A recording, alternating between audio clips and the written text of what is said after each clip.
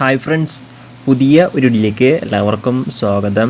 അപ്പം ഈ വീഡിയോ എന്താണെന്ന് വെച്ചാൽ ഇന്ത്യൻ കോസ്റ്റ് ഗാർഡിൻ്റെ സിവിലിയൻ റിക്രൂട്ട്മെൻറ്റിലേക്ക് എങ്ങനെയാണ് അപേക്ഷിക്കേണ്ടത്, എന്തൊക്കെ കാര്യങ്ങളാണ് ശ്രദ്ധിക്കേണ്ടത് തുടങ്ങിയ ഡീറ്റെയിൽസും കാര്യങ്ങളൊക്കെയാണ് ഇന്നത്തെ ഈ ഒരു വീഡിയോ നോക്കാൻ പോകുന്നത്. അപ്പോൾ നിങ്ങളാരും വീഡിയോ അവസാനം വരെ കാണുക. അപ്പോൾ നിങ്ങളെല്ലാവരും ഇന്ത്യൻ കോസ്റ്റ് ഗാർഡിൻ്റെ സിവിലിയൻ റിക്രൂട്ട്മെൻറ്റ് വന്ന കാര്യത്തെ പറ്റിയിട്ട് അറിഞ്ഞു കാണും എന്ന് ഞാൻ വിശ്വസിക്കുന്നു. റിക്രൂട്ട്മെൻറ്റുമായി ബന്ധപ്പെട്ട് ഡീറ്റെയിൽഡ് വീഡിയോ ഓൾറെഡി തന്നെ ചാനലിൽ ചെയ്തിട്ടുണ്ടായിരുന്നു. വീഡിയോ കാണാത്തവർ തീർച്ചയായിട്ടും കണ്ടുവെക്കുക. വീഡിയോയുടെ ലിങ്ക് താഴെ ഡിസ്ക്രിപ്ഷൻ ബോക്സിലുണ്ടായിരിക്കുന്നതാണ്. ഇന്നത്തെ ഈ ഒരു വീഡിയോയിലൂടെ ഈ ഒരു റിക്രൂട്ട്മെൻറ്റിലേക്ക് എങ്ങനെയാണ് അപേക്ഷിക്കേണ്ടത്, എന്തൊക്കെ കാര്യങ്ങളാണ് ശ്രദ്ധിക്കേണ്ടത് തുടങ്ങിയ ഡീറ്റെയിൽസ് ആണ് നോക്കുന്നത്. അപ്പോൾ നിങ്ങളുടെ ഫ്രണ്ട്സ് ആരെങ്കിലും ഈ ഒരു റിക്രൂട്ട്മെൻറ്റിലേക്ക് അപേക്ഷിക്കാൻ ഇരിക്കുന്നുണ്ടെങ്കിൽ തീർച്ചയായിട്ടും ഈ ഒരു വീഡിയോ അവരിലേക്കും ഷെയർ ചെയ്തെടുക്കുക. ഇത്തരത്തിലുള്ള കൂടുതൽ വീഡിയോകൾക്കായി ചാനൽ സബ്സ്ക്രൈബ് ചെയ്യാത്തവർ സബ്സ്ക്രൈബ് ചെയ്യുക. സബ്സ്ക്രിപ്ഷൻ ബട്ടൺ ബെല്ലൈക്കനിൽ ഓൾ എനേബിൾ ചെയ്താൽ മാത്രമായിരിക്കും ഇത്തരത്തിലുള്ള കൂടുതൽ വീഡിയോസ് നിങ്ങളുടെ ഫോണിൽ നോട്ടിഫിക്കേഷൻ ലഭിക്കുകയുള്ളൂ. അതുപോലെ തന്നെ നമ്മുടെ ടെലിഗ്രാം വാട്സാപ്പ് ഗ്രൂപ്പിലേക്ക് ജോയിൻ ചെയ്യാൻ ആഗ്രഹിക്കുന്നുണ്ടെങ്കിൽ ജോയിൻ ചെയ്യുക. ലിങ്ക് താഴെ ഡിസ്ക്രിപ്ഷൻ ബോക്സിലുണ്ടായിരിക്കുന്നതാണ്.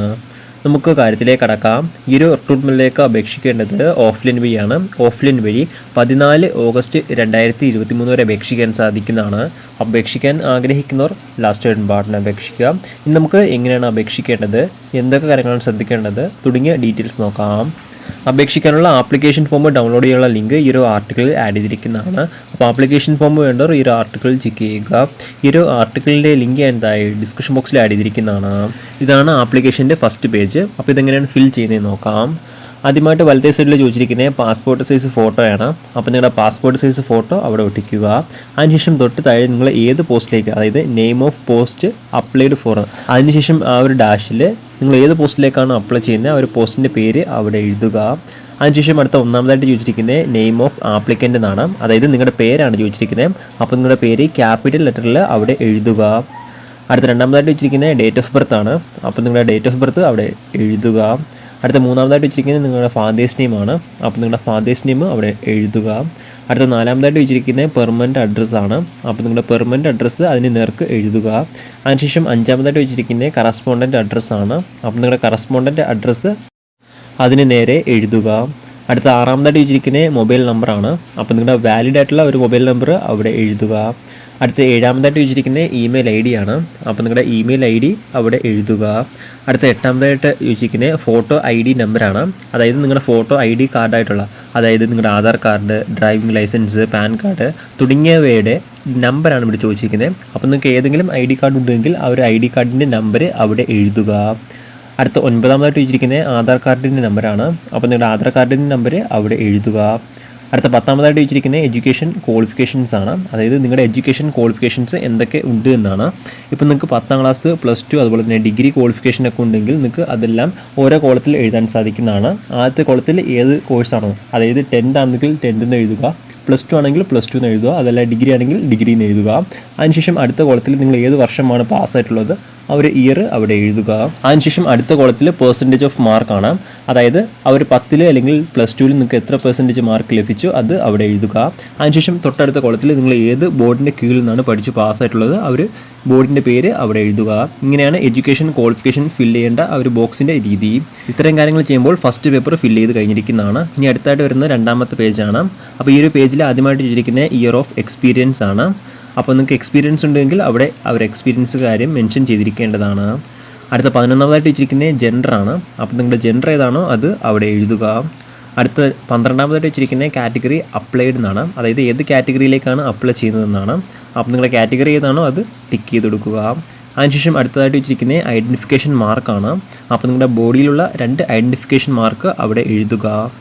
അടുത്ത 14ാമതായിട്ട് വെച്ചിരിക്കുന്നത് ഗവൺമെൻറ് സർവീസ് എംപ്ലോയി ആണോ എന്നാണ്. ആയിട്ടുള്ളവർ അവിടെ എസ് എന്ന് കൊടുക്കുക, ഇല്ലെങ്കിൽ നോ എന്ന് കൊടുക്കുക. എസ് എന്ന് കൊടുക്കുന്നവർ തൊട്ട് താഴെ കുറച്ച് ഡീറ്റെയിൽസ് ഫില്ല് ചെയ്യാൻ ആവശ്യപ്പെട്ടിട്ടുണ്ട്. അപ്പോൾ അതെല്ലാം ഫിൽ ചെയ്യേണ്ടതാണ്. അടുത്ത 15ാമതായിട്ട് വെച്ചിരിക്കുന്നത് ലിസ്റ്റ് ഓഫ് ഡോക്യുമെൻറ്റ്സ് ആണ്. അതായത് ഈ ഒരു ആപ്ലിക്കേഷൻ്റെ കൂടെ നിങ്ങൾ അറ്റാച്ച് ചെയ്ത് അയക്കേണ്ട സർട്ടിഫിക്കറ്റിൻ്റെ ഡീറ്റെയിൽസ് ആണ് താഴെ നൽകിയിരിക്കുന്നത്. അപ്പോൾ ഇത്രയും സർട്ടിഫിക്കറ്റ് നിങ്ങൾ ആപ്ലിക്കേഷൻ്റെ കൂടെ അയച്ചിരിക്കേണ്ടതാണ്. എന്നാൽ മാത്രമായിരിക്കും ആപ്ലിക്കേഷൻ സ്വീകരിക്കുകയുള്ളൂ. ഒന്നാമതായിട്ട് പറഞ്ഞിരിക്കുന്നത് 10ാം ക്ലാസ്സിലെ മാർക്ക് ഷീറ്റാണ്. അപ്പോൾ നിങ്ങൾ 10ാം ക്ലാസ്സിലെ സർട്ടിഫിക്കറ്റ് ഈ ഒരു ആപ്ലിക്കേഷൻ്റെ കൂടെ അയച്ചിരിക്കേണ്ടതാണ്. അതുപോലെ തന്നെ ഈ ഒരു ആപ്ലിക്കേഷൻ ഫോമിൻ്റെ വലത്തേ സൈഡിൽ നിങ്ങൾക്ക് കാണാൻ സാധിക്കുന്നതാണ് date of issue of certificate എന്ന്. അപ്പോൾ നിങ്ങൾ ഓരോ സർട്ടിഫിക്കറ്റിൻ്റെയും വലത്തേ സൈഡിൽ, അതായത് ആ ഒരു ബോക്സിൻ്റെ വലത്തേ സൈഡിൽ നിങ്ങൾ ഏത് ദിവസമാണ് അല്ലെങ്കിൽ ഏത് വർഷമാണ് ഇഷ്യൂ ചെയ്തിട്ടുള്ളത് ആ ഒരു ഡേറ്റ് എഴുതിയിരിക്കേണ്ടതാണ്. ഒന്നാമതായിട്ട് 10ാം ക്ലാസ്സിലെ സർട്ടിഫിക്കറ്റിൻ്റെ ഡേറ്റ് അവിടെ എഴുതുക. അടുത്ത രണ്ടാമതായിട്ട് വേണ്ടത് +2 സർട്ടിഫിക്കറ്റ് ആണ്. അതിനുശേഷം അടുത്ത മൂന്നാമതായിട്ട് വെച്ചിരിക്കുന്നത് IT ആണ്. അതിനുശേഷം അടുത്ത നാലാമതായിട്ട് വെച്ചിരിക്കുന്നത് ഡിപ്ലോമ സർട്ടിഫിക്കറ്റ് ആണ്. അതിനുശേഷം അടുത്തായിട്ട് വെച്ചിരിക്കുന്നത് എക്സ്പീരിയൻസ് സർട്ടിഫിക്കറ്റ് ആണ്. അതിനുശേഷം കാറ്റഗറി സർട്ടിഫിക്കറ്റ്, അതിനുശേഷം NOC ഫ്രം എംപ്ലോയർ. ഈ ഒരു സർട്ടിഫിക്കറ്റ് എല്ലാവർക്കും നിർബന്ധമായിട്ട് പറയുന്നില്ല, ഗവൺമെൻറ് സർവീസിന് മാത്രമേ പറയുന്നുള്ളൂ.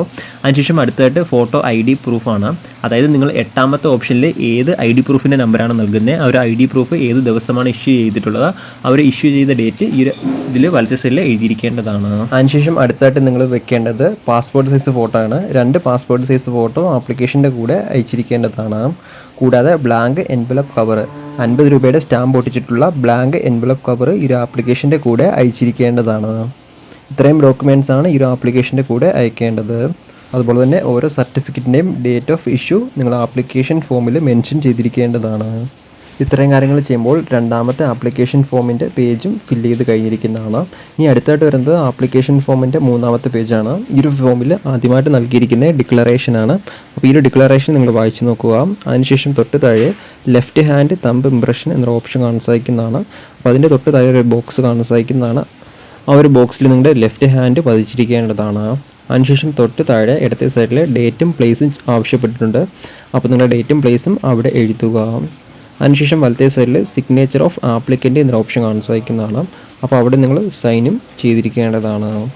ഇങ്ങനെ 3 ആപ്ലിക്കേഷൻ ഫോമാണ് എല്ലാ കാൻഡിഡേറ്റ്സും നിർബന്ധമായിട്ടും ഫിൽ ചെയ്യേണ്ടത്. അതിനുശേഷം താഴത്തേക്ക് വരുമ്പോൾ നിങ്ങൾക്ക് ഇങ്ങനൊരു സെക്ഷൻ ആയിരിക്കും കാണാൻ സാധിക്കുക. ഈ ഒരു സെക്ഷൻ അല്ലെങ്കിൽ ഈ ഒരു paper SC ST candidates, scheduled tribal അതുപോലെ തന്നെ ഷെഡ്യൂൾഡ് കാസ്റ്റ് ആയിട്ടുള്ള കാൻഡിഡേറ്റ്സ് മാത്രം ഫിൽ ചെയ്താൽ മതി. അതിനുശേഷം തൊട്ട് താഴെ കാണുന്ന ഈ ഒരു ഫോമും EWS കാൻഡിഡേറ്റ്സിന് വേണ്ടിയിട്ടുള്ളതാണ്. അതായത് എക്കണോമിക്കലി വീക്കർ സെക്ഷൻ ആയിട്ടുള്ള കാൻഡിഡേറ്റ്സിനാണ്. അപ്പോൾ ഈ ഒരു സെക്ഷൻ അല്ലെങ്കിൽ ഈ ഒരു പേപ്പർ ആ ഒരു കാൻഡിഡേറ്റ്സ് മാത്രം ഫിൽ ചെയ്താൽ മതി. അതിനുശേഷം താഴത്തേക്ക് വരുമ്പോൾ ഇങ്ങനൊരു സെക്ഷനാണ് കാണാൻ സാധിക്കുക, അല്ലെങ്കിൽ ഇങ്ങനൊരു പേപ്പറാണ് കാണാൻ സാധിക്കുക. OBC കാൻഡിഡേറ്റ്സ്, അതായത് അതർ ബാക്ക്വേർഡ് ക്ലാസ് ആയിട്ടുള്ള കാൻഡിഡേറ്റ്സ് മാത്രം ഈ ഒരു സെക്ഷൻ അല്ലെങ്കിൽ ഈ ഒരു പേപ്പർ ഫിൽ ചെയ്താൽ മതി. അതുപോലെ തന്നെ ശ്രദ്ധിക്കുക, ഓരോ കാറ്റഗറിക്ക് നൽകിയിട്ടുള്ള പേപ്പർ അത് കൺസേൺഡ് അതോറിറ്റീസാണ് ഫിൽ ചെയ്യേണ്ടത്. അത് നിങ്ങൾ സ്വന്തമായിട്ട് ഫിൽ ചെയ്യാനുള്ളതല്ല. ഇങ്ങനെയാണ് ഇന്ത്യൻ കോസ്റ്റ് ഗാർഡിൻ്റെ സിവിലിയൻ റിക്രൂട്ട്മെൻറ്റിന് അപേക്ഷിക്കേണ്ട ശരിയായ രീതി. അപ്പോൾ അപേക്ഷിക്കാൻ ആഗ്രഹിക്കുന്നവർ ലാസ്റ്റ് ഡേറ്റ് പാർട്ടിന് അപേക്ഷിക്കുക. അപേക്ഷിക്കാനുള്ള അവസാന തീയതി 14 ഓഗസ്റ്റ് 2023 ആണ്. ഇപ്പോൾ നിങ്ങൾക്ക് ഈ ഒരു റിക്രൂട്ട്മെൻറ്റുമായി ബന്ധപ്പെട്ട് കൂടുതലായിട്ട് എന്തെങ്കിലും അറിയണമെങ്കിൽ ഡീറ്റെയിൽഡ് വീഡിയോ കാണുക. വീഡിയോയുടെ ലിങ്ക് താഴെ ഡിസ്ക്രിപ്ഷൻ ബോക്സിൽ ആഡ് ചെയ്തിരിക്കുന്നതാണ്. പ്രധാനമായിട്ടും ഈ ഒരു കാര്യം ഷെയർ ചെയ്യാനാണ് ഇന്നത്തെ ഈ ഒരു വീഡിയോയിൽ വന്നത്. അപ്പോൾ നമുക്ക് മറ്റൊരു വീഡിയോയിൽ കാണാം. അതുവരെ ബൈ.